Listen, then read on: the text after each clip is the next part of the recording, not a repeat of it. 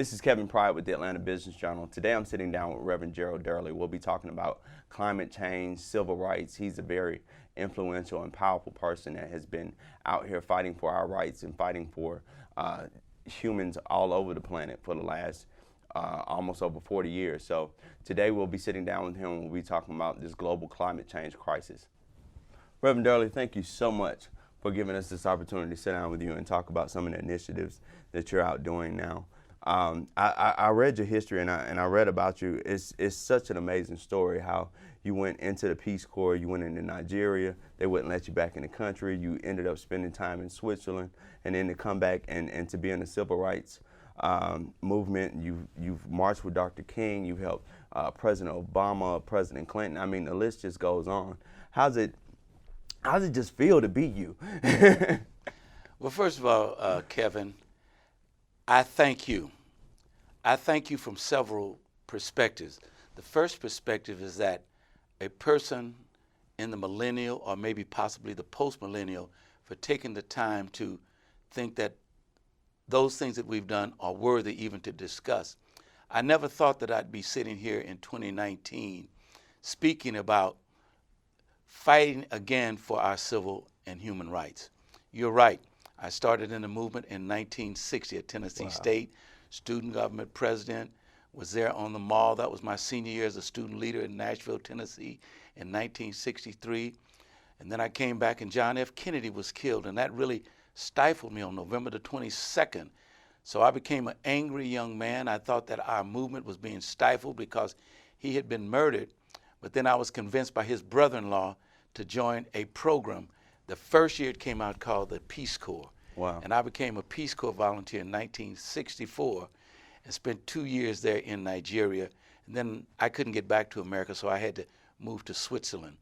Came back from Switzerland and moved into the Chicago area to finish a master's degree in psychology and working along with the Black Panther Party in Chicago at that time. Wow. So I think that all of our lives, including yours and others that I've met, and those who've been in the movement, whether it's John Lewis or Jesse or whoever it is, life tends to continue to put you in situations, and the question has to be, how do I respond to that? What is my raison d'etre? What is my reason for being? Okay. And the reason for being is that you can only find out who you are when you're attempting to lift up other people and change circumstances. So it wasn't circumstances that will help other people. So it wasn't that I was trying to map my life out. I think it has been mapped out for me because I came back, finished the master's, and it had the doctorate degree at the University of Massachusetts in psychology. And then I found out that all the psychological things that I had learned and all the civil rights efforts would be mute unless I had a spiritual foundation. Wow. So I went back to Howard and got another master's degree, and now the end result is has manifested itself in where I am today. Now, you were one of the first people to support Barack Obama. In You 2007. were very instrumental in helping him, especially here in Georgia and all over the nation. What is it that you saw in Barack Obama? Well, what I saw in Barack Obama, first of all, naturally, being a person who believed that it's time for a black person to be president, many of my colleagues and many of my friends, they were saying, wait a minute, this black guy with these big ears, with this funny name, he doesn't have a chance to win. Hillary's got a better chance because she's been first lady, and how are you going to put Hillary Clinton over Barack Obama? Man, this brother, he hadn't been there long enough. But sometimes you've got to go with your gut. Sometimes you've got to go with your faith. Sometimes you've got to go with who you are. And if we've been fighting for 15, 20 years about trying to elevate people of color to positions of authority, then you've got to believe. So that's how I happened to get with Obama. So they started a prayer group in 10 different cities with 10 people while he was still a senator. And I was one of those on the prayer line. Every Friday morning at 10 o'clock, we just pray for this young brother. And then he got elected, and then elected a second time. So that's how I got involved with that. Now, you are a big proponent for this global climate change crisis that we're dealing with now. What is the importance to this? Because I see so many times, like for instance, I went to Green Biz, a big, huge sustainability conference. Nobody looks like me there.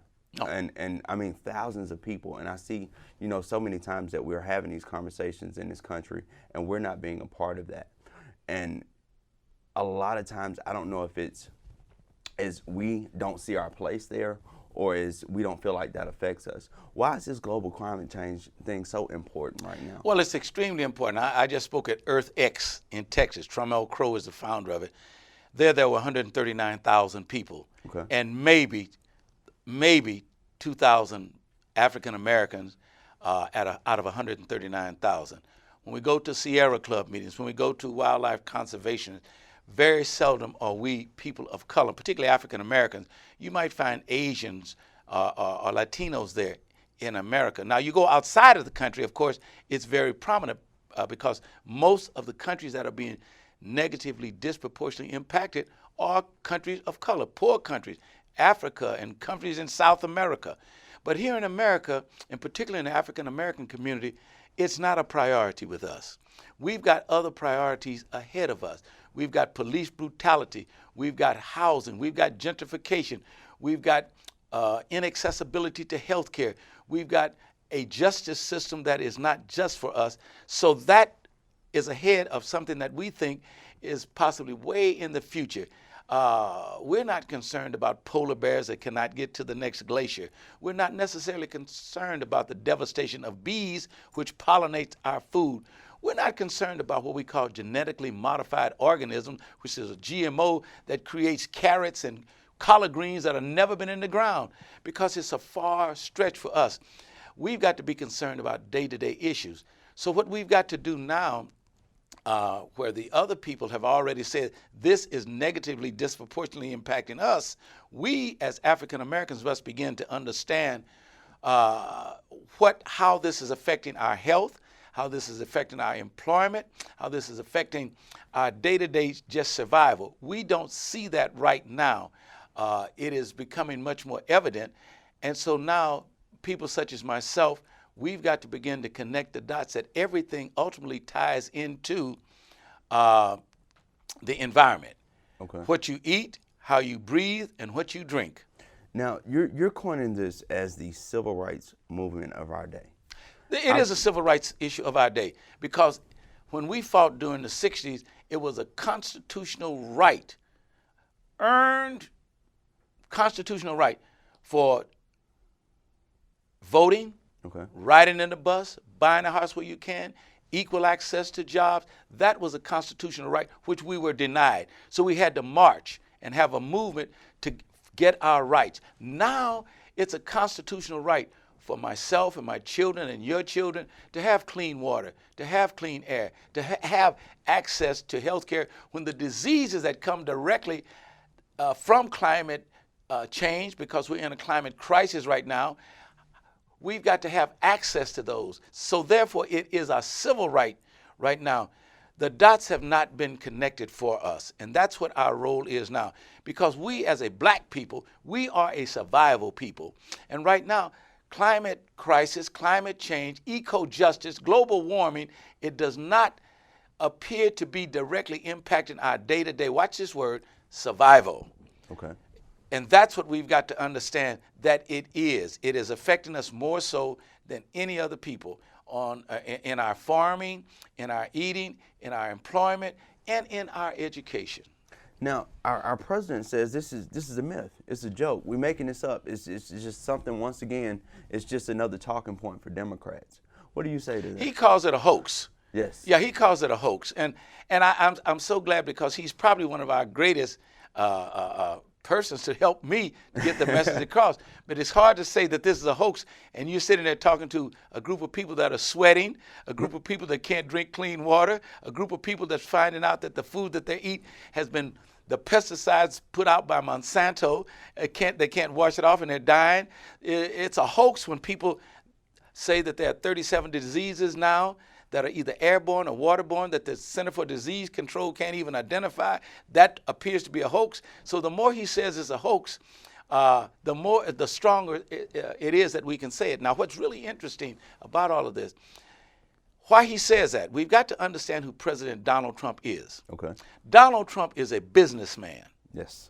He is not a politician, which is apparent in his discussion. He's a businessman. So a businessman is concerned about an investment and a return on their investment. Okay. So when he talks about climate change as being a hoax, he's putting that down because they've got to put profits over people. Business people, the energy companies, the persons that are producing the fossil burning fuel, these energy companies, they're there to make a profit. And I have no problem with that. We live in a capitalist society that says if you produce a product, you should be paid for it. So the coal mining and other kinds of energy producing things that are causing this disaster that we're facing today, they're making a profit. Politicians want power, so they work with the business people. They keep their power. They keep making money. The scientists are trying to say what they're doing. And they are. 192 countries have come up with the Paris Treaty to say we've got to cut back. But the business people are saying, if you want a comfortable lifestyle, then you must continue to consume what we do, even though it's destroying. So it's profits over people. Now, I have no problem with the business people making money. Okay. I have no problem with the politicians controlling power. And I have no problem with scientists understanding and promulgating the scientific data, which is real. What I do have a concern about is the other missing major piece, and that is the faith component, where we make moral decisions. We are in a moral war now to make moral decisions, not only about human life, but planet life, environmental life, animal life, and plant life. Without plants and animals and bees and air and water, we don't exist. So we're digging graves with our teeth, so to speak. We are destroying what God has given us. So that's a moral decision. So when we begin to understand that it's a moral war, then we begin to put moral strategies. What's a moral strategy to climate change or climate crisis? A moral strategy is how do we look at alternative energy sources? Okay. How do we begin to look at solar? Now, I remember, Barack Obama did a lot of investment on solar power and wind power, and a lot of those companies didn't do so well. And a lot of them, like a lot of the wind power, now it's back drill, baby, drill. Let's get the shale oil. Let's get the fracking going. So why is it so important to start to reduce? Because we got a booming economy. Everybody's working. That's what's constantly being promoted to us. You're right. You're being promoted. Okay. See, there's a difference between promotion and reality. Okay. The fastest growing job market now is solar and wind. Wow. Not coal. Okay. Not fossil burning fuel. They're trying to reverse that. Yes, Barack put in the automobile industry when they went to electric and battery powered automobiles, solar power. How do you capture that? Batteries were costing a lot. I remember when people said televisions will never catch on in America. They're too expensive. No one will ever own a TV set. Only the elite can own TV sets. Okay. When anything first started, when solar first came out, yes, to put panels up to store the solar power, it was expensive. And now it's the fastest growing market of anything. So those who are controlling the fossil fuel industry, they want to keep that to themselves. Okay. They want to keep making money. So when you say that, why did it not start? And now they're going back to that. They're going back to that, or trying to go back to it. They'll never go back. Okay. But we can. The myth has always been preached out there. We can do this responsibly. We can drill responsibly. We can frack responsibly. We can burn coal responsibly. Why is it that we are always told that we can do these things responsibly without hurting our environment, but we're starting to see the evidence? Like, for instance, just this weekend, we're in a heat wave. So why is it we keep getting, once again, promoted this message that, hey, we're doing these things responsibly, we're taking this oil out responsibly and all this type of stuff, but we keep seeing the evidence that that climate change is real, and that we're starting to see all the damage that's happening to our planet behind it. What is it? How do we start to change this message, or how do we kind of come back at them and combat this message when it's constantly shoved down our throat that it's not affecting our planet? I like that when you said, how do we change this message? I saw something the other day, drink responsibly. Drink responsibly. Okay. More accidents would curb drunken driving. Children are dying every day from drunken driving. And what do they give? What does the alcohol industry say? Drink responsibly. Don't stop drinking. Don't stop driving. Just do it responsibly. I look on the side of cigarettes. It says cancer may cause smoking may cause cancer, but they're still selling a cigarette because the industry, because it makes money. So they're saying, How do you drill responsibly in the ocean when you're destroying the ocean life? How do you drill responsibly? Does that mean hold it in and not let the oil out? The accidents do occur. How do you bring tar sands from Alaska down through the United States and leave it responsibly? How do you create a nuclear plant and you can't the atoms will still stay active even after they've used their power has been utilized? We can't. So we're burying it in cement. Okay. We're doing that responsibly. But if the cement shatters, all of this will come out into the atmosphere. So consequently, the term, and I like the term you responsibly because it goes into one's psychic and they say, oh, it's okay to do it. Oh, I can get drunk now as long as I do it responsibly. I can go out and make as many, do as what I want to do with my life as long as I do it responsibly. Okay. And I think that's a great marketing term rather than say, how do we change it so that we have the best health, economic, and political win for all people. And one of the ways that we see now from an economical, from a health-wise, from a political is look at alternative energy. But now here's something that's very interesting I've been thinking about. It's not necessarily the problem of the energy companies, nor the politicians, or the business people to make this change. The biggest problem that I see to make this change so that we can have a reasonable lifestyle is us. All right. We like good life. That's true. We like the lights. Can you imagine Las Vegas saying we're going to close down at 7 o'clock? Can you imagine New York? And we saw it the other day. New York closed for 5 hours and people were like ants all over the place. We like the lights. We like the air conditioning. We like what we do. We like a shower that runs all day. I remember years ago, Paris, you went in downtown Paris, when you went into a hotel, you had 2 minutes to shower. So you knew how to turn it on, turn it off, and wash. But we would go in, turn the shower on, and walk out and watch a TV show, and then come back and get in the water because we didn't want to cool. So we have got to understand, we've got to go to now a more, watch these two words, they're oxymoronic, productive, simpler life of quality. Right now, and I don't know where you live, but wherever you live, and for those of you who live in the big houses, you really live in 3 rooms. Your kitchen, the room where you sit, and your bathroom, your bedroom. And then, of course, you go to the bathroom. So 4 rooms. But we've got people with 4 and 5 rooms. And I'm not knocking that. You might have guests. But the consumption of what we expect. So the business people say, if you expect that, we can give you this way. And it might even destroy your life, your health-wise. But we're going to give you that. So we've got to demand now, and something we did in the civil rights movement, when it wasn't right, what do? We boycotted and said, this is what we want. Right now, we've got to go back to that. We've got to say, we want clean energy, we want clean water, and we want to put legislation in place. The automobile industry can do it right now. But they're saying, wait a minute, people want gas guzzlers, they want bigger cars, they want bigger this. And so we've got to respond to it. So the current administration takes those restrictions off because they're business people. And if you can sell this monster, then sell it and get as much money as you can and profit from it. We can no longer put profits over people because we are destroying ourselves. So we got to now, this is what this whole movement is about. Young people on September the 8th all over the world will be marching because it's their world that we're destroying. Wow. Yeah. So you've created some initiatives on your own. You are the board chair for Power and Light Interfaith Initiative. Tell me about that. Interfaith Power and Light is out of San Francisco. A lady by the name of Sally Bingham started that out of the Episcopal Church. She was a young priest out there and was talking about the very things that we talk, being good stewards of God's earth, caring about God's what we've got to do, and how churches can begin to cut back. So she started getting rid of incandescent light bulbs and moving toward fluorescent light bulbs. And I met her. I was actually working here in Atlanta on teenage pregnancy with a lady named Jane Fonda.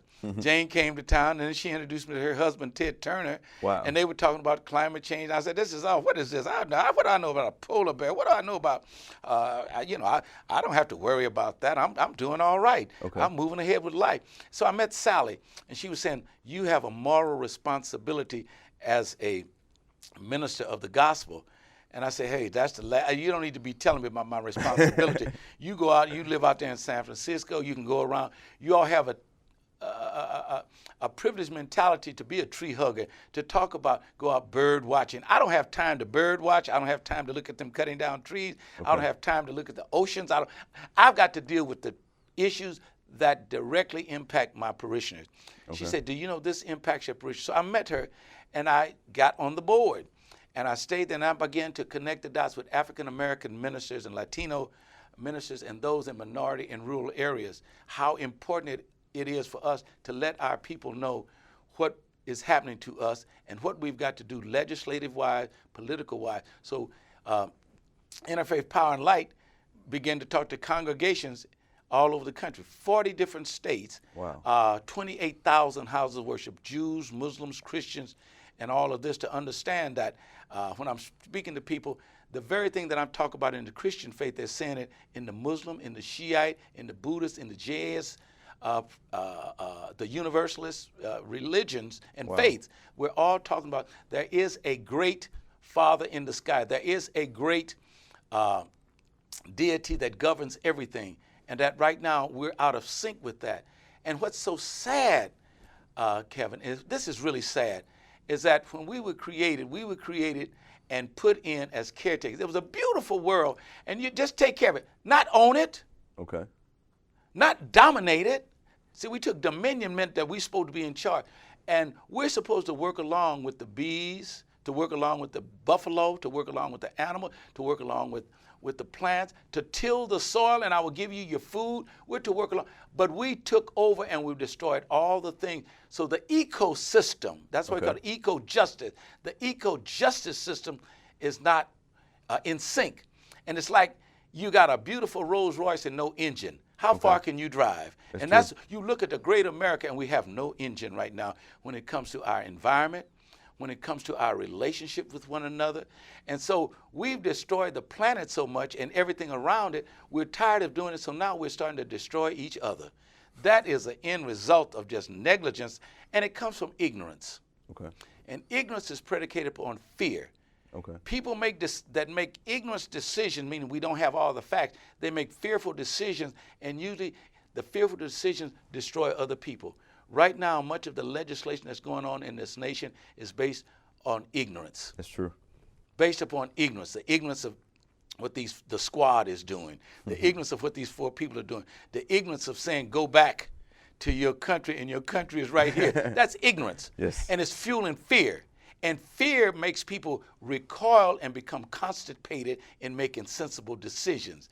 And right now, the reality of people losing homes because of flood, losing farmlands because of drought, losing their health because of what they're imbibing and eating, that's now no longer ignorant. We're seeing that. We're sensing that. And now people are saying, wait a minute. And the worst thing can happen is, wait a minute, they're starting to feel hopeless. And when people feel hopeless, what can I do? I can't stop the earth from shaking, shattering, earthquaking. I can't stop the rains from coming. I can't stop. That's hopeless. Now, if you look at the psychological makeup of human beings, when you start feeling hopeless, the next logical step, you get depressed. And you get more and more depressed. What can I do? I see all this. I've lost my job. I'm sick. The environment's not changing. I hear all this political jargon. The country's divided. So there's a sense of hopelessness. Hopelessness is before depression. And when depression comes in, the next step is suicide. And so now, in order to avoid suicide, I've got to take some drugs. So now I take more drugs. So I'm in an opioid situation. So now the opioids are coming. So the opioids are profits over people. Now we've got a crisis in opioids that are trying to help people get through the depression, to get through with the hopelessness, because we see everything around us. We've got to come back in line with the environment. Come back in line the way God intended it to be, where we're working in concert with the environment, and we're a part of an overall ecosystem, an overall system that where we complement with an E, not with an I, complement each other as parts of God's design, human design.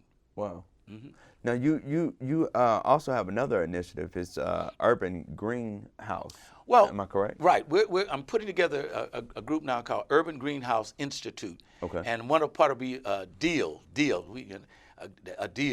Durley Environmental Awareness Leadership. Okay. Wow. Deal. And in there, really, I want to reach out now to fraternities, sororities, the Boule, historically black colleges and universities, begin to work with our young people about what it is that we're talking about. And I just finished a 10-city tour with a group of rappers. Okay. And we went to 10 historically black colleges, and we were talking about the job market for you, environmental engineering. Don't owning solar plants and producing and manufacturing and selling, looking at alternative energy, looking at new food products and how do you move that? What kinds of health, not just to go to become a doctor so you can take out a pair of tonsils, but the new diseases that are coming, what kind of doctor will you be then if you're going into doctor? What kind of laws are you going to stand for when constitutional rights are being denied because of profits over people? So opening a whole new level of awareness for this generation that is coming out now. But again, infusing the moral aspect. So many times when I was there with Black Lives Matter and now the Me Too movement, how do you draw from what we went through? And I realize you can never go back. In fact, Luke 9:62 says, Jesus said, he or she that looks back is not fit for the kingdom. Wow. So don't look back, but pull from the back, pull it into today so that you can know what it is that you must do. So what we're trying to do now through the Urban Greenhouse Institute is talk to an entirely different generation and make it live in our our time and our culture, because the conferences that you attended where there are very few African Americans, they don't speak to ours. I said to a group out in New Mexico, I sat there for 3 days, and they were the most intelligent people I've ever met in my life. Wow. They knew all the scientific data. They were philanthropic, and they had a lot of the money. And they asked me at the end, Dr. Durley, you have not responded to anything. You just listened. What do you think? And I said, well, it's not important what I think. They said, what do you think about what you've heard? And I simply said this: you all are the most intelligent people, the most knowledgeable people, and certainly the most well-financed people. But you're the dullest people I've ever met in my life. You're dull as dirt. Nobody's going to listen to you. You're competing with Atlanta housewives. Nobody hears your message. Therefore, there is no momentum. Some kind of way we've got to take what you all have discussed here and put it in the lives of the people so they can see what is happening to their day-to-day survival. America is in a survivalistic mode right now, politically, economically, and environmentally. Wow. So therefore, that's what I see. And it was quiet, and then finally one man clapped in the back of the room. Next thing, there was a standing ovation. Wow. Let's take it off the pages and put it in the people. Wow. One thing you did make mention of is the lack of diversity in this area and the lack of us in this area. Is this our fault or their fault?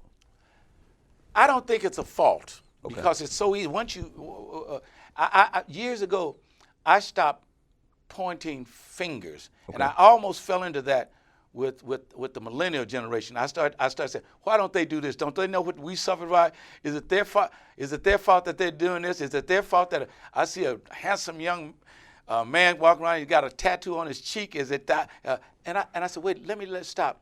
I think we're all complicit in this. Is it the business people's fault? No, they're trying to make money. Is it the politicians' fault? They're trying to be elected. Is it the scientists' fault? They're trying to get the information out. Is it our fault that we are not listening to what's obviously around us? No, I think we all have something to do, and that's the only way that we've ever solved a problem, when we come out of our silos and begin to say, I can bring something to the table. This is where I hurt. This is where I hurt. This is where I hurt. This destroys me. Well, what can we do? Because we've got one common issue, and that issue is to live a better life, to live a more qualified life, to live a life where we all can win. So, but if I'm up there pointing a finger at you and you're pointing a finger at me, or you're trying to cut me out and I'm trying to cut you out, then we all cut out. Dr. King says, eye for an eye and a tooth for a tooth is a toothless, blind society. Wow. So consequently, we all come together. So we all are complicit in this. So in order for us to come out, I've got to stop being overly in consumption. I've got to Okay. cut back on that. You've got to start producing better products for my overall lifestyle. You've got to pass laws that will help us do all of this together. So when we all come together from a political, from an educational, from an economic, from a political, and from a moral perspective, we've got a working combination. In the civil rights movement, what kept us strong, we organized, we strategized, then we mobilized. Wow. And right now, we can't. The mobilization is starting to occur because we're realizing the impact of the climate crisis. Wow. Now, one thing that I come from a marketing background, and one thing that I'm always telling people, if I don't see myself reflected in this marketing, or if I don't see myself reflected in this movement, I feel like it's not for me. What can we do to get more of us active and more of us out here and more of us being more visible about being in this climate change movement? Unfortunately, not just us, but unfortunately, movements take hold when people perceive, whether it's real or not, a crisis. Okay. You can sell a product and market when you see that there is a conspicuous absence that's negatively impacting you. Then you can come in and sell it. Okay. If you're thirsty, if you've got a thirsty population, you say, I've got water. You don't have to really sell hard. Okay. If people are hungry, it's not hard to come in and sell. When people, and particularly in the African American community, and that's what I do, connect the dots about what climate is negatively doing to you, then you will see us get involved. In 1985, I started preaching and teaching about something that was real weird, but the people I was talking to, they say, that doesn't affect us. That affects white, gay, homosexual men. Wow. I said, but it's impacting us. It was something called HIV. Okay. And, oh, no, man, that's for gays and that's for all of these things. We don't need to talk about that. It's not us. Okay. But now the highest affected group, 18 to 24-year African-American women with HIV/AIDS. So now we are the marches, the ribbons that we wear. We're talking about AIDS. We're talking about how it impacts us. So then it becomes very marketable, meaning I can connect the product with the people. Okay. And that's what we've got to do now, to demonstrate and show. And this is why it's so good for people such as yourself to have programs like this, to let our people know, because we are smart, we are intelligent, we Yes. built pyramids. Yes. So we have survived. The only reason they're not letting us go up on the moon walking is because they probably get up there and we have a barbecue stand already on the moon. You know, we've got to. But they know, because we'll take and we'll adapt. Okay. They tried to keep us out of golf.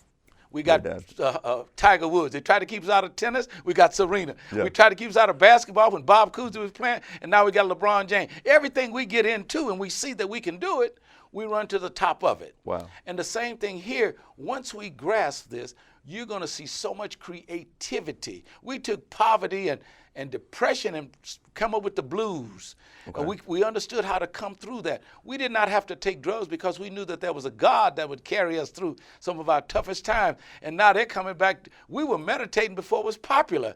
We were eating organic food because we couldn't afford pesticides. We had it all together. So it's coming back. And now we're seeing that this is real. Okay. And that's where the marketing comes in. The marketing is simply connecting the dots so that we begin to see that this is destructive to our day-to-day existence. Then you see the brilliance of the African mind. How do we adapt? We started off in tiny homes. They're saying this is the way to live now. We don't want any more tiny homes. So they're going back to what we were already doing. But we started chasing this great dream about, oh, I want this and what I got, and we're paying more and more and have more and more, and the more we got, the less we have. Wow. At one time, we had our job, we come home, we go to sleep. Now we're doing just like they do. We take a pill to get up, a pill to go to bed, a pill to lose weight, a pill to gain weight, a pill to feel a little sexy. We take pills for everything. Before, we had a sense of who we are. And I think once we see and connect all the dots about living in an environment where we're all working in cooperation with God's master plan. There's plenty of air, there's plenty of water, there's plenty of food, but we have, as human beings, we have captured that for our own greed and to the demise of those who need it the most. Wow. Well, before we go, one big thing, you know, for a lot of people out there watching, and I know a lot of people is going to feel like this. I'm just one person, just me by myself. What is it that one person can do that can help start to combat some of the effects of this global climate crisis that we're seeing? I really think that's the worst question you can ask a preacher. That's the worst person. You're the worst person because there was one person. Okay. There was one person who said, we got to change. And they all listened to Muhammad. Okay. Wow. And now we have the Muslim nation. They all listened to Buddha. Okay. One person. They all listened to Jesus Christ. They said, man, we'll never resolve the agricultural situation in the South because of what it's like, the Beatles and all this. But there was one person, George Washington Carver. There was one person called Frederick Douglass who said, we've got to equate this. That was one person who stood on the monument in '63 and said he had a dream. It always starts with one person. Okay. It always starts with one person, whether it's to the positive or to the negative. In Germany, there was one person, Hitler. Wow. So we've got to understand that that one person is a brick. And you take a brick and you put it next to a brick. And you put that brick next to a brick, soon you have a wall. Wow. They say, what are we going to do with the wall? They say, let's make a castle or let's make a home.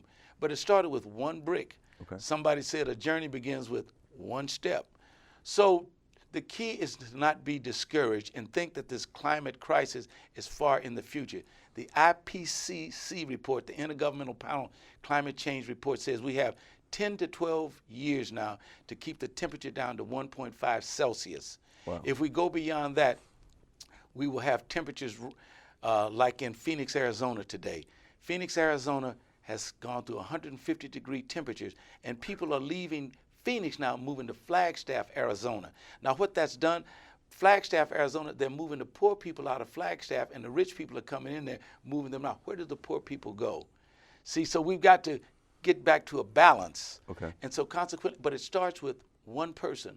So anybody in this listening audience today, if you realize that now you have a moral obligation, you have a moral responsibility to understand that we must speak not only to our legislators through voting, we must also understand what we really need to not survive, but exist in a compatible world. And so the kinds of businesses that we need. I never thought that I would ever, I remember the time when we say, run down to the street and go to and speak in the telephone booth. Okay. There's no such thing as a telephone booth because that's now true. We all have phones. So it changed, but one person had the idea. Maybe his name was Get Smart when he used to be on TV speaking in his shoe. That was before you were born. But one person has an idea. Okay. One person said, what is this thing called? Maybe I can come up with something. And he came up with something called penicillin. That was one person. Wow. One person believed in something. Because you see this, everything starts with a thought. Okay. And your thought becomes your words. And your words become your behavior. And your behavior becomes your habits. Wow. And your habits become your destiny. What you do repeatedly, that's your destiny. But it started with one thought. Wow. So I think that that's what, and if I had to say one parting word, there is something in the Christian tradition and also in the other faiths, be ye not weary in well-doing, for you will reap in due season if you faint not. This is a time now. This is not about fall, winter, spring, or summer season. This is about due season. Okay. We're in due season, so we cannot faint. We must join forces across race, across genders, across faiths, and say, now we have a moral obligation in due seasons to make a difference by taking the best of the ideas from that one person and putting it into such a category that we can all benefit. Then we can see the kind of life that I think not the next generation, but this generation will certainly enjoy. Wow.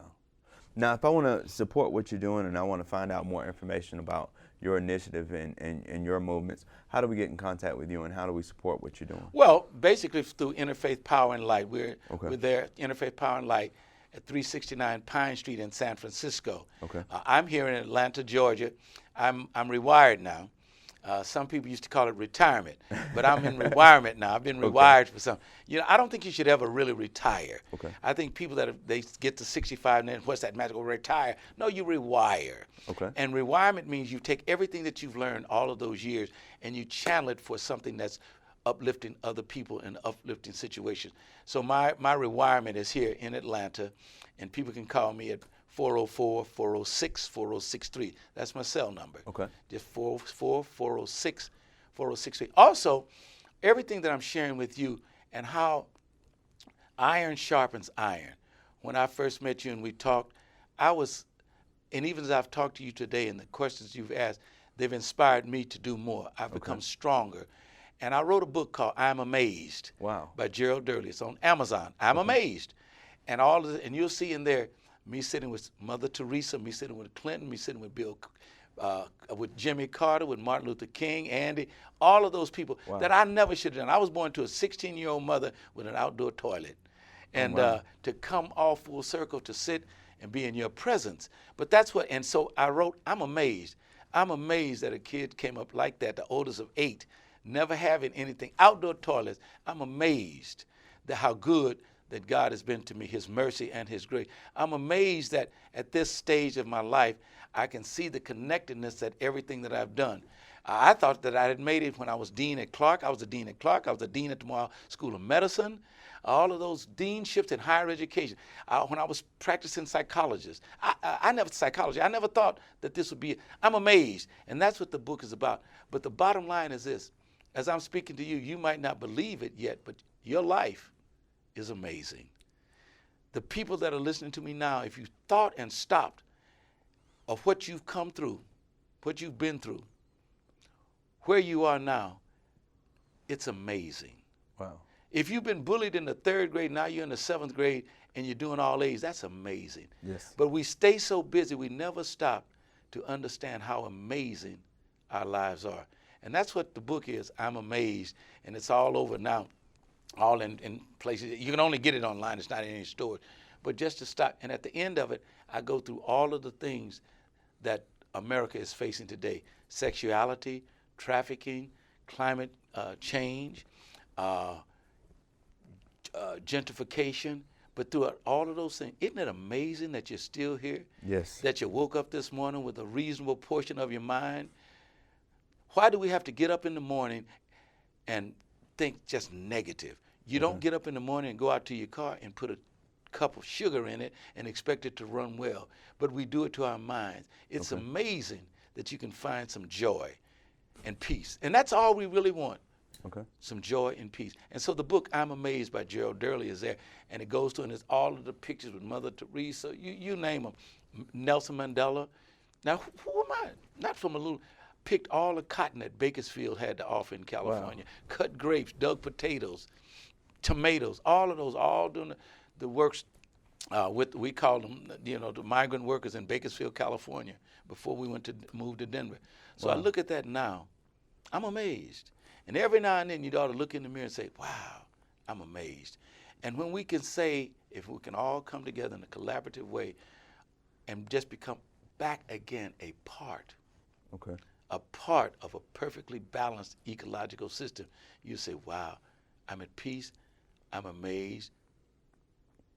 260 beekeepers went out of business last year because the bees cannot fly in the environment we have. Therefore, the pollination is gone. So we're planting urban gardens now to bring the bees back, to come back in harmony. I'm amazed at that. Dr. Durley, thank you so much for spending this time with me, and this has been an amazing conversation with you. I thank you so much. This is Kevin Pride, and I'm signing off for the Atlanta Business Journal. Thank you.